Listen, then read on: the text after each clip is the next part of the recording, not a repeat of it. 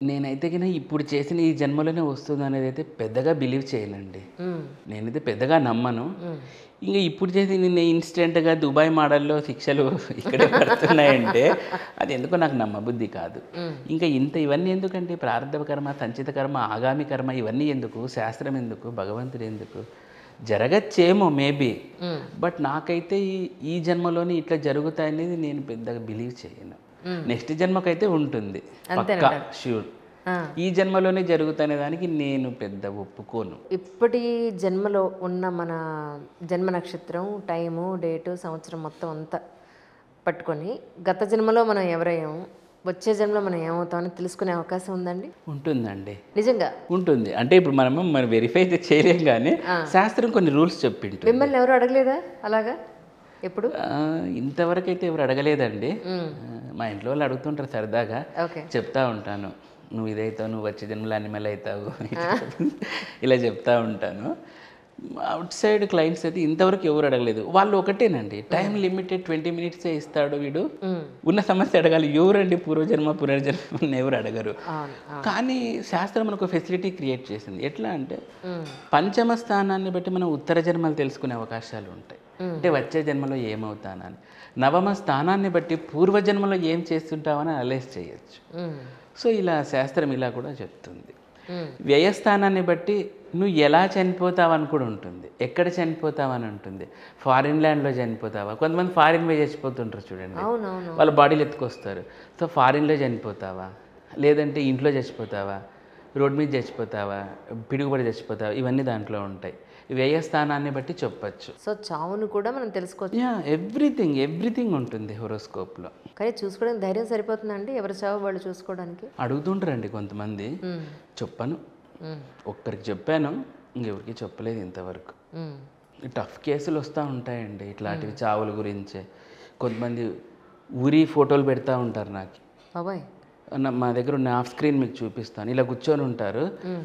ఉరి అక్కడ తగిలించుకుంటారు. Oh my God!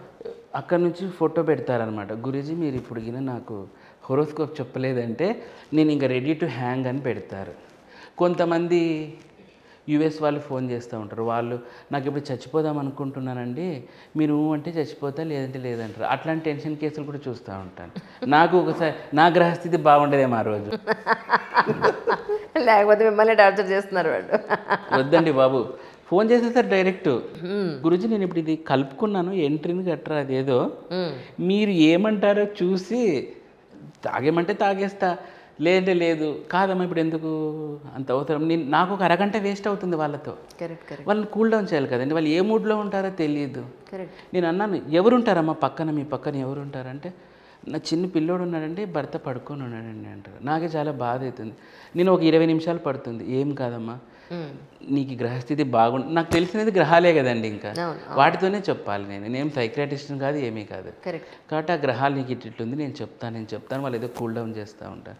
ఇట్లాంటి భయంకరమైన కేసులు కూడా వస్తూ ఉంటాయి అప్పుడు నా గ్రహస్థితి బాగోలేక. ఒకటి ఈ జాతకాలు నమ్మేవాళ్ళు కొంతమంది ఉంటే నమ్మని వాళ్ళు కూడా కొంతమంది ఉన్నారు. ఉంటాయి. అయితే నేను మా ఫ్రెండ్ వాళ్ళ దాంట్లో చూసింది ఏంటంటే వాళ్ళు పెళ్ళయి 15 ఏళ్ళు అవుతున్నా కూడా వాళ్ళిద్దరి మధ్య సయోధ్య కుదరలేదు. ఇద్దరు పిల్లలు కూడా కంటిన్యూస్గా వాళ్ళ మధ్య కొట్లాట్లు అయ్యి జరుగుతున్నప్పుడు వాళ్ళ అమ్మాయి వాళ్ళ తాలూకా అబ్బాయి వాళ్ళ తాలూకా కలిసి అంటే పేరెంట్స్ కలిసి ఒక జాతకం ఆయన దగ్గరికి వెళ్ళి ఇలా ఉందండి అసలు వీళ్ళు విడిపోతారేమో పిల్లలు ఏమైపోతారో అని టెన్షన్ పడుతున్నా ఉన్నప్పుడు ఇద్దరూ కలిసి రావి చుట్టూ ఏదో ఒక థ్రెడ్ పట్టుకుని రావి చెట్టు రావి చెట్టుకి ఒక థ్రెడ్ పట్టుకుని తిరిగి ఇన్ని రౌండ్లు తిరిగి అక్కడ ముడి వేసి ఒక దీపం ఏదో పెట్టమని ఏదో చెప్పారట.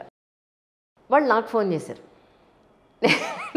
ఇలా అయితే గొడవలు అవ్వకుండా ఉంటాయట చేయమంటావా అని. నేను ఎలా చెప్తాను అలాగా. సో ఇది ఇందులో ఏముందని నేను చెప్పలేను. ఎవరిన గెస్ట్లు వచ్చినప్పుడు అడుగుతాను దీన్ని. సో మీరు కలిసి ఉండాలంటే అనుకుంటే మీ చేతిలో లేనిదైతే మీరు దాన్ని నమ్మండి, నమ్మి చేయండి కలిసి ఉండాలని మీరు అనుకుంటే. సో నిజానికి ఒక రావి చెట్టుకి ఎంత పవర్ ఉందంటారా? రావి చెట్టుకి కిందకి దీపం పెడితే ఒక ఇద్దరు మనుషులను కలిపేంత శక్తి ఉందా? ఆ నమ్మకం ఏంటి? రావి చెట్టుని చూడండి విష్ణుమూర్తి స్వరూపం అంటారు. యాక్చువల్లీ అతను రావి చెట్టు చెప్పిండాడు. రావి వేప రెండు కలిపి ఉన్న చోట చెప్పిండొచ్చు. అవును యా, అవునవునవును కరెక్టే. 2 చెట్ల మిక్సింగ్లోనే చెప్తారు.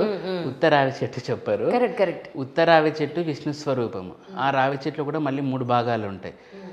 పాదంలో బ్రహ్మ, మధ్యలో శ్రీ మహావిష్ణువు, పైనంతా శివుడు.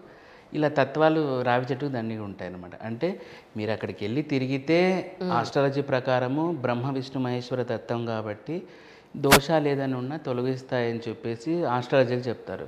ఇక సైన్స్ వల్ల దాంట్లో ఏదో ఆక్సిజన్ వస్తుంది, ఇది ఏదో వస్తుంది, వీళ్ళ కాన్సెప్ట్ వీళ్ళు చెప్తారు. ఏదేమైనప్పటికీ ఆస్ట్రాలజీ పరంగా ఇలా రావి చెట్టుకు తిరగాలి అనేది least grade of remedy. Actually నిజం చెప్పాలంటే రావి చెట్టుకు తిరిగితేనే మొత్తం సమస్య పరిహారం అయిపోతుంది అనేది కాదు.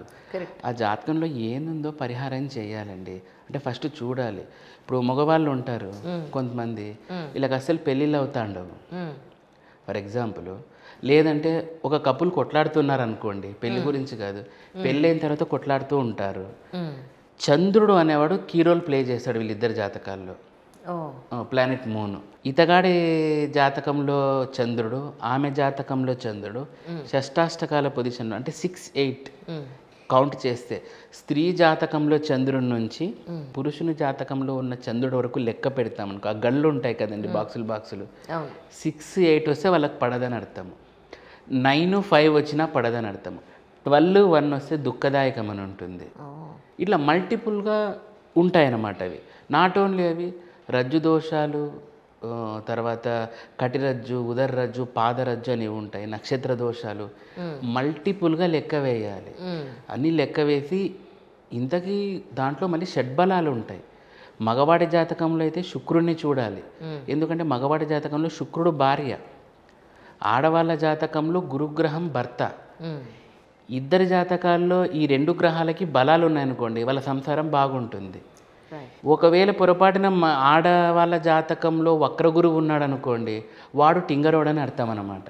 ఒకవేళ ఈయన జాతకంలో కూడా శుక్రుని పరిస్థితి బాగలేదనుకోండి, ఈమె కొంచెం వెధవేషాలు వేసే ఆమె అని ఉంటుంది దాంట్లో. ఇలా రాశికూటమి, గ్రహకూటమి, వశకూటమి, రజ్జు ఇవన్నీ చూసి డిసైడ్ చేయాలి. ఇవన్నీ కాకుండా కీలకమైన ఇంకో ఫ్యాక్టర్ ఉంటుంది, అది కుజదోషం. ఆ దోషం ఉన్నప్పుడు అసలు పెళ్ళే చేయకూడదు. కుజదోషం ఉంటే కుజదోషం వాళ్ళకే ఇచ్చి చేయాలి. అలా లేనప్పుడు కూడా ఇలా అవుతుంది. వీటితో పాటు ఇంకొకటి ఉంటుంది, అదేది మగవాడికి ఉండే సన్యాస దోషం. దీన్నే అడ్వాన్స్ లెవెల్లో పరివ్రాజ దోషం అంటారు, యోగం అంటారు. అంటే దాని పేరే ఉంది కదండి, సన్యాసము. పరివ్రాజం అంటే ఏంటి, ఇంకా సన్యసించి వెళ్ళిపోతాడు తట్టా బుట్టా సర్దుకొని.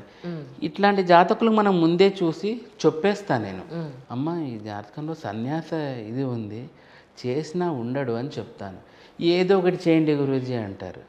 మనం ఏం చేస్తామమ్మా, చెప్తాను ఉన్నది ఉన్నాడు. ఇందాక మీరు అన్నారు కదండి, రాసి ఉంటేనే చెప్తాను, ఇంకా అతను ఉండడు అంటే కూడా వినరు అన్నమాట.